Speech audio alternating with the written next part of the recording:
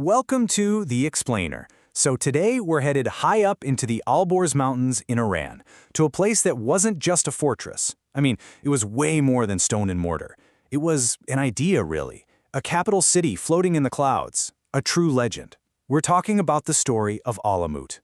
So that's the big question, right? And to answer it, we've got to explore one of the most legendary strongholds in all of history, Alamut Castle.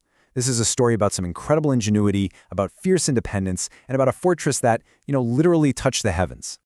Okay, first up, the Eagle's Nest. We're going to start our journey by really getting into why this specific super isolated spot was even chosen. And believe it or not, it doesn't start with a blueprint. It starts with a soaring eagle and a myth that shaped this place for centuries. You see, the legend is baked right into its name. Alamut. It means eagle's teaching or eagle's nest. And this wasn't just, some poetic flourish. It meant this was a place chosen by nature itself. A fortress whose destiny was practically written in the sky.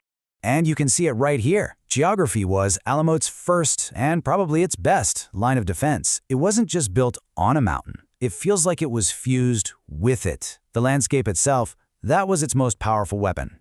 We're talking over 2,000 meters up. I mean, think about that. The people who lived here were quite literally living above the clouds, way, way beyond the reach of any normal army. That isolation, that was its superpower. Right, so nature provided this incredible foundation. But turning a giant rock into a fortress that could actually sustain itself, that took a level of engineering that was just, wow, way ahead of its time. Because to survive up here, you were going to need a lot more than just high walls. And this is the crucial part. For all its amazing natural defenses, the real genius of Alamut was its ability to keep people alive, completely cut off from the world. An army can't exactly lay siege to a mountain, but they can just wait for you to run out of water. And without a solution for that, the Eagle's Nest would have been history in a matter of weeks. So what was the solution? This absolutely incredible hydraulic system. They didn't just carve out reservoirs to catch rainwater, no. They built this super sophisticated network of hand-carved canals and these interlocking clay pipes, they were called tanbouche, that literally funneled fresh water from faraway mountain springs right into the heart of the castle. It's just brilliant. And it wasn't just the water system. I mean, every part of this castle was designed for pure resilience. There was only one way in, a single winding path that was super easy to defend.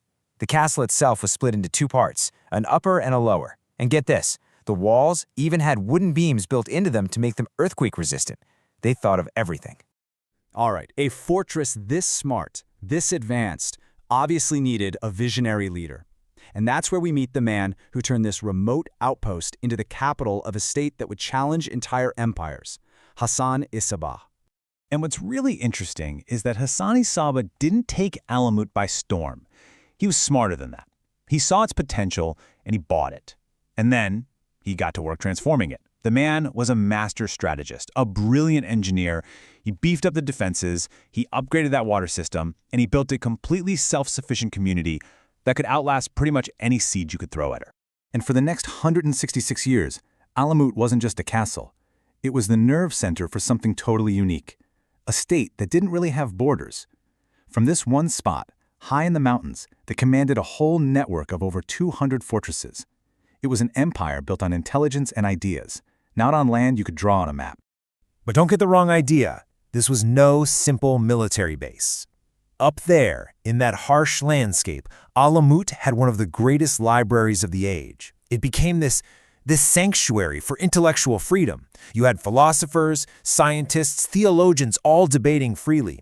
It was a hub for knowledge that drew scholars from all over the world. So, this incredible era of independence, of intellectual freedom, it had stood strong for decades. But it was about to face its ultimate test. An unstoppable force was coming from the east.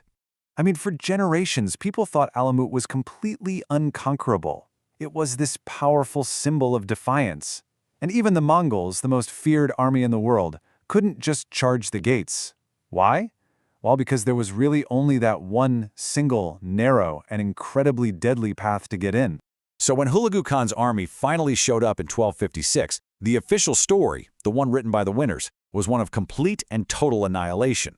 But, as it so often is, the real story, it's a lot more complicated. The fall of Alamut was definitely not the end. In fact, get this, Just 19 years after it was supposedly destroyed forever, Nizari forces actually recaptured it. It goes to show you this state might have been shattered, but the people and their most powerful symbol, they held on for much, much longer than the official histories want you to believe. So, the Mongol siege wasn't the end of the story for Alamut. Not by a long shot. It was really just the start of a whole new chapter. Its legacy kept evolving, and those silent ruins we see today, oh, they have some stories to tell.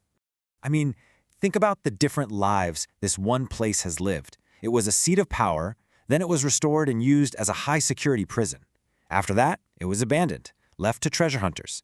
And now it's this precious link to our past, and it's even on the tentative list to become a UNESCO World Heritage Site.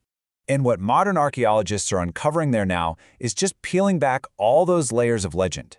They're finding these beautiful golden and turquoise tiles, fragments of incredibly intricate inscriptions. It all points to a really sophisticated artistic society. This wasn't some bleak military outpost. This was a true fortress palace. Which kind of leaves us with this final thought, right? How can a pile of rocks carry so much weight, so much history? Because Alamut today is so much more than just ruins. It's this incredible testament to human ingenuity, to the power of an idea. It proves that even in the most impossible of places, you can build something, a legend, that echoes for 1,000 years.